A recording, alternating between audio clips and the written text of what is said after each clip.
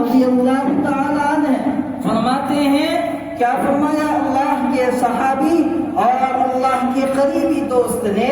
فرمایا کہ تم میں سے ہر ایک نگراں ہے، تم میں سے ہر ایک ذمہ دار ہے، تم میں سے ہر ایک محافظ ہیں اپنے ماتحت کے، یعنی کل قیامت قائم ہوگی، نفسی نفسی کا عالم ہوگا، ہر ایک سے اس کے کیے ہوئے اعمال کے بارے میں پوچھ تاچھ ہوگا۔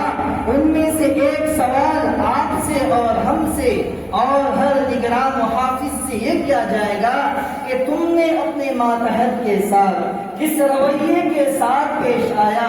بادشاہ سے پوچھا جائے گا، اس کے رعایا کے بارے میں شوہر سے پوچھا جائے گا، اس کے اولاد اور اس کی بیوی کے بارے میں، اور اگر کوئی کسی کے ماتحت میں کام کر رہا ہے تو اس سے پوچھا جائے گا۔ یعنی کلکم راع وکلکم مسئول عن رعیتہ، تم میں سے ہر ایک نگراں ہے، محافظ ہے اپنی زندگی کا اور اپنے کیے ہوئے ہر کرتوت کا اور ہر افعال کا اور ہر امور کا۔ تو ہماری زندگی کا ایک لمحہ، ہماری زندگی کی ایک منٹ، ہماری زندگی کا ایک وقفہ یہ ہمارے لیے امانت ہے، اسے ضائع کرنے کی اجازت نہیں ہے۔ فرمایا اللہ کے رسول صلی اللہ علیہ وسلم نے کہ الوقت اثمن من الذهب، کہ یہ وقت جو ہے سونے سے زیادہ قیمتی چیز ہے۔ اگر ایک طرف سونا ہے، زیورات ہے، جواہرات ہے، موتی ہے، یاقوت ہے، لعل و جواہر ہے، اور ایک طرف آپ کا وقت ہے، تو ان تمام چیزوں کو دفن کیا جائے گا، وقت کا خیال کیا جائے گا۔ یہ وقت اللہ کے نظر میں بہت زیادہ اہمیت کے حامل ہے۔ اور میرے دوستو، آج کے حالات اور آج کے مدات، آج کے واقعات، دنیا کے مخدوش حالات ہماری نظروں کے سامنے ہیں۔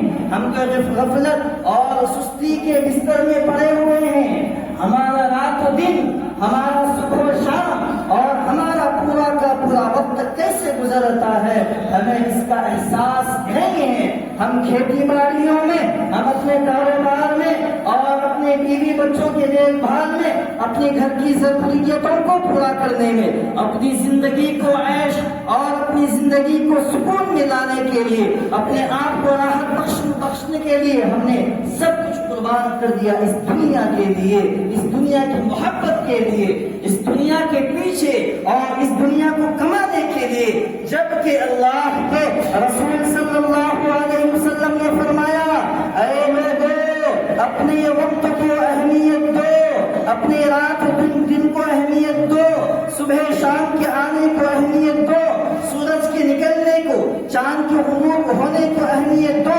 اور یہ مت سمجھو کہ رات کے اندھیری میں ہم کوئی گناہ کریں کوئی پکڑنے والا نہیں ہے، ہم رات کی تنہائی میں کوئی گناہ کریں ہمیں کوئی دیکھنے والا نہیں ہے، ہم گھر کی چار دیواری میں کوئی گناہ کریں ہمیں کوئی دیکھنے والا نہیں ہے۔ ہم یہ سمجھتے ہیں، ہم گالیاں دیتے ہیں، دوسروں کی غیبت کرتے ہیں، دوسروں کی حسد کرتے ہیں، دوسروں کو دیکھ کر جلتے ہیں، ہمارے اندر جلن کی بیماریاں، حسد کی بیماریاں، غیبت کی بیماریاں، جھگڑے کرنے کی بیماریاں، یہ اوصاف ہمارے اندر موجود ہیں، اور یہ ہم اس لیے کرتے ہیں کہ ہمارے ذہن میں یہ بات بیٹھی ہوئی ہے کہ اللہ تو بہت دور ہے، کہاں دیکھتا ہے اللہ، کہاں دیکھنے والا ہے اللہ۔ اگر دل میں، اگر ذہن میں، اگر ہمارے خیالوں میں، ہمارے افکار میں، ہمارے نظریوں میں، ہماری سوچوں میں یہ بات بیٹھی ہوئی ہوتی کہ کوئی دیکھنے والا ہے، کوئی ہمارے کام کاج کو دیکھتا ہے، جس کی ہر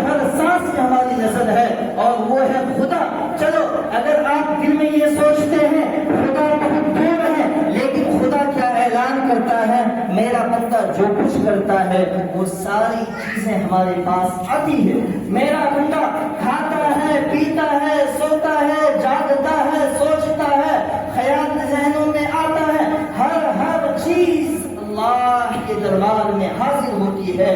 چار گواہ اللہ کی طرف سے ہر بندے پر موجود ہے، چار گواہ، چار سرکاری گواہ، قرآن کریم کے ثبوت، قرآن کریم کی آیتوں کو ثابت کر کے باری تعالیٰ نے چار گواہ ہر متعین فرمایا ہے، اس چیز کو بتانے کے لیے کہ میرا بندہ غافل نہ ہو جائے، میرا بندہ غفلت کا شکار نہ ہو جائے، میرا بندہ سستی میں نہ پڑ جائے۔ پہلا گواہ قرآن اعلان کرتا ہے یومئذ تحدث اخبارها، اما پارا کی آیت، اما پارا کی سورت ہے سورت الزلزال، یومئذ تحدث اخبارها، کل قیامت میں زمین تمام خبروں کو اجاگر کر دے گی، زمین تمام خبروں کو بیان کرے گی، کل قیامت قائم ہوگی، زمین تمام نام اعمال کو پیش کر دے گی۔ جس زمین کے اوپر بیٹھ کر ہم نے زنا کیا، جس زمین پر بیٹھ کر ہم نے بیٹھ کر تاش اور جوا کھیلے ہیں، ہم نے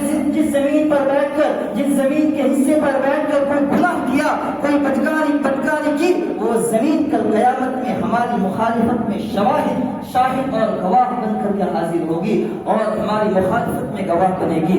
اور اگر ہم نے اچھے کام کیے ہیں، زمین پر بیٹھ کر ہمارے کرتوت اچھے تھے، ہمارے اخلاق اچھے تھے، ہم نے اس زمین پر بیٹھ کر اللہ کا نام لیا تھا، ہم نے سجدہ کیا تھا، ہم نے اس زمین پر بیٹھ کر تلاوت قرآن کیا تھا، تو یہ زمین ہمارے موافقت میں ہماری حق میں گواہی دے گی اور یہ زمین ہمارے لیے گواہ بنے گی۔ یہ پہلا گواہ ہے، یہ پہلا گواہ ہے۔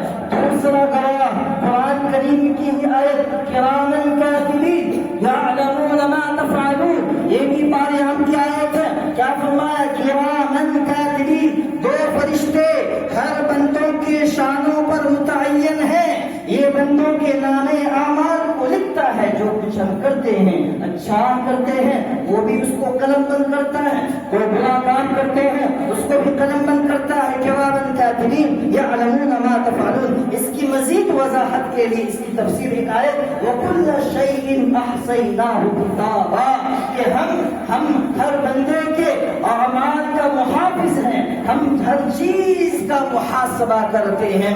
اس کے بعد تیسرا گواہ کیا فرمایا؟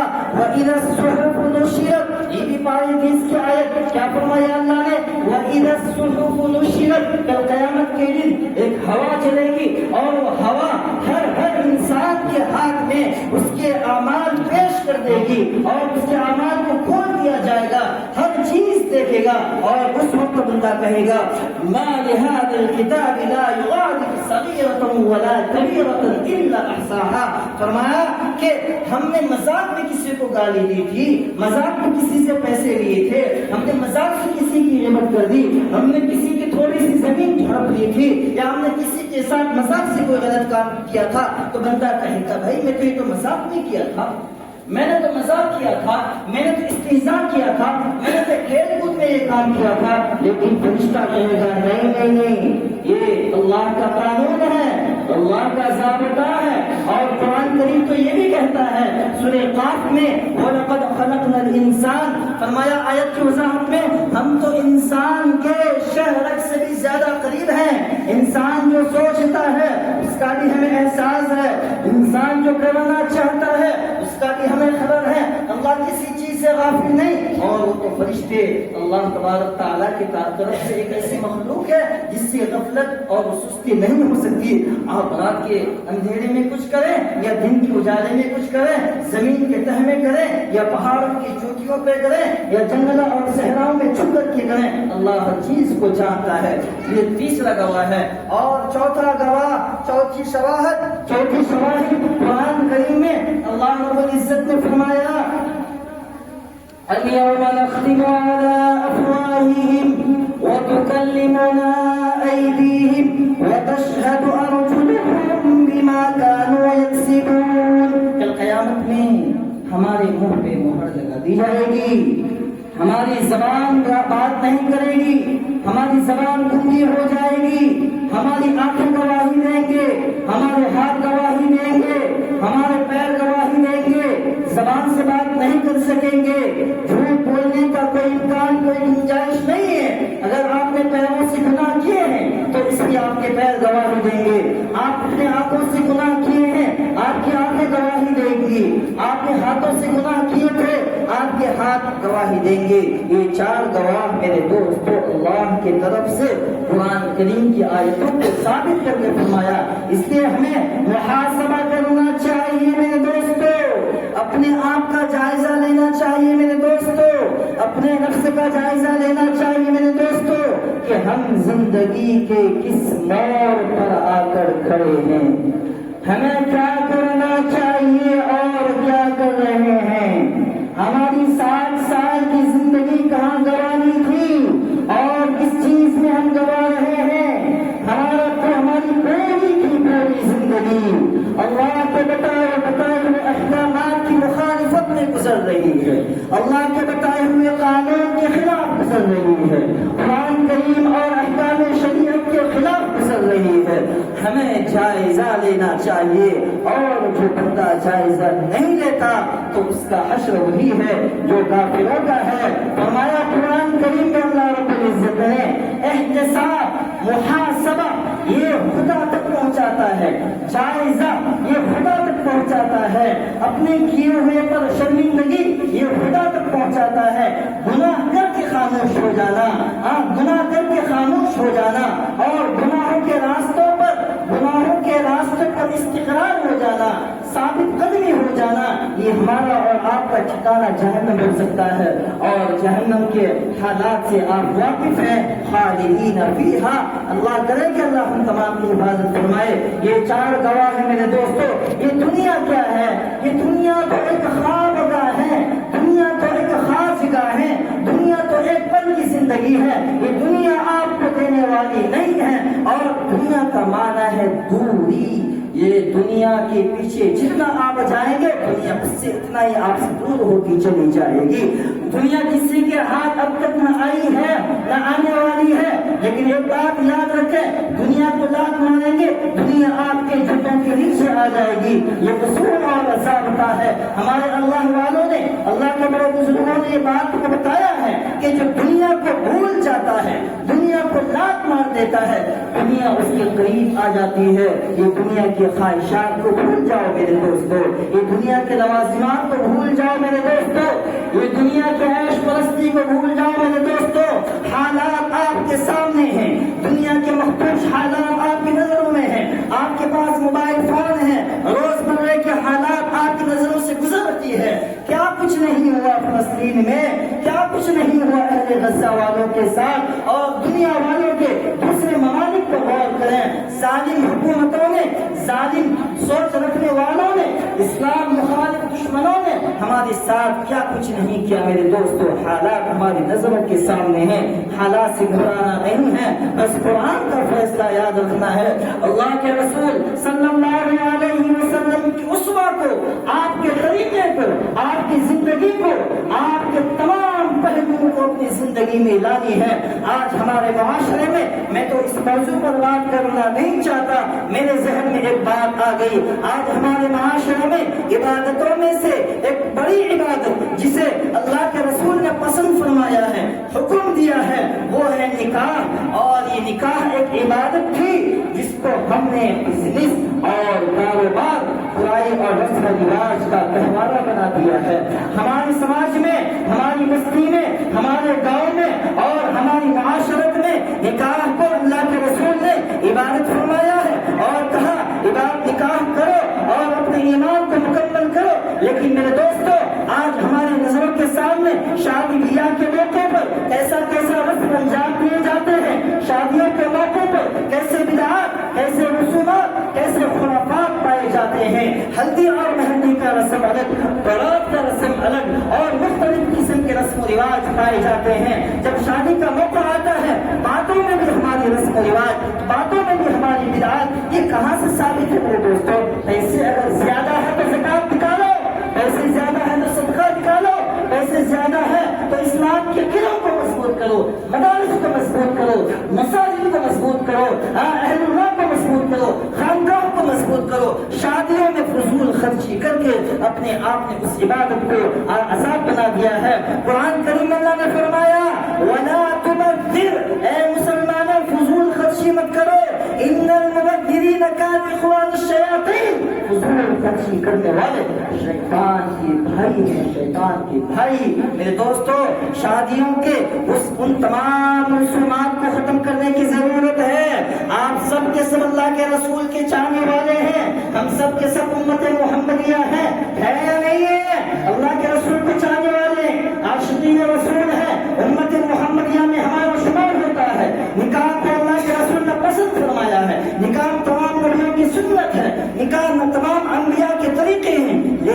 ہم نے اس عظیم نکاح کو زلال اور گمراہی کا راستہ بنا دیا ہے، اور پھر ہم مولویوں کے پاس، اماموں کے پاس جا کر کے دعا کی درخواست کرتے ہیں کہ ہماری اولاد بگڑی ہوئی ہے، امام صاحب ہمارے بچے کے لیے دعا فرما دیجیے، ہمارا بچہ بگڑ گیا ہے۔ ارے بچہ بگڑے گا تو نہیں، کیوں نہیں بگڑے گا؟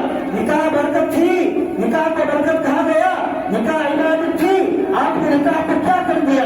رسومات کو داخل کر کے، بدعات کو داخل کر کے آپ نے اس عظیم عبادت کو گمراہی اور بدکاری کا راستہ بنا دیا ہے۔ تو بتاؤ اس نکاح کے ذریعے سے پیدا ہونے والا بچہ اور اس کی نسلیں کہاں ان کی زندگیوں میں برکت آئے گی؟ جس چیز میں برکت نہ ہو اس چیز کی اہمیت نہیں رہتی ہے میرے دوستو۔ برات کا رسم نہ قرآن سے ثابت ہے، 10 گاڑیاں 12 گاڑیاں گاڑیوں کو سجانا، اور پھر جب شادی کا وقت ہوتا ہے تو دلہے کے ساتھ جو رویے کیے جاتے ہیں، نعوذ باللہ من ذالک، نہ پردے کا خیال کیا جاتا ہے اور نہ ہی محرم غیر محرم کا خیال کیا جاتا ہے۔ دلہے کو مہندی لگانے کے لیے، ہلدی کے رسم کو پورا کرنے کے لیے لباس تک بدل لیا جاتا ہے، پتہ نہیں پیلے رنگ کا لباس سے کس اور رنگ کا لباس پہنا جاتا ہے۔ اس دلہے کی بھابھی بہو اور اس دلہے کے تمام رشتے دار، گھر کے پڑوسیاں سب آ کر کے اپنا لباس تبدیل کر کے اس دلہے کو مہندی یا ہلدی لگاتے ہیں۔ میرے دوستو، فرمایا اللہ کے رسول نے، من تشبہ بقوم فہو منہ، اس حدیث کو یاد رکھو، اور اس کا ترجمہ کہ جو مسلمان کسی قوم کی مشابہت اختیار کرے گا اس کو کل قیامت میں کل قبر سے اسی کے ساتھ اٹھایا جائے گا۔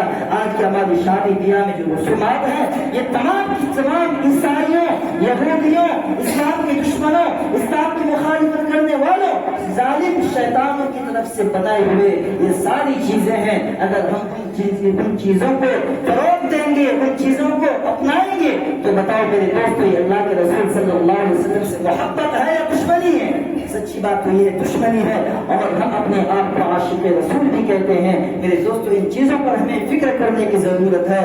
جب تک رسم و رواج، جب تک خلافات، جب تک غلط کرتوتوں کو ہم صاف و شفاف نہیں کریں گے تو ہمارا سماج، ہماری بستی، ہماری گلیاں، ہمارے گھر سب کچھ بیکار ہو جائے گا۔ ہمیں سوچنے سمجھنے کی ضرورت ہے۔ اللہ سے دعا فرمائے کہ اللہ تعالیٰ ہم تمام کو ان باتوں پر عمل پیدا کرنے کی توفیق عطا فرمائے۔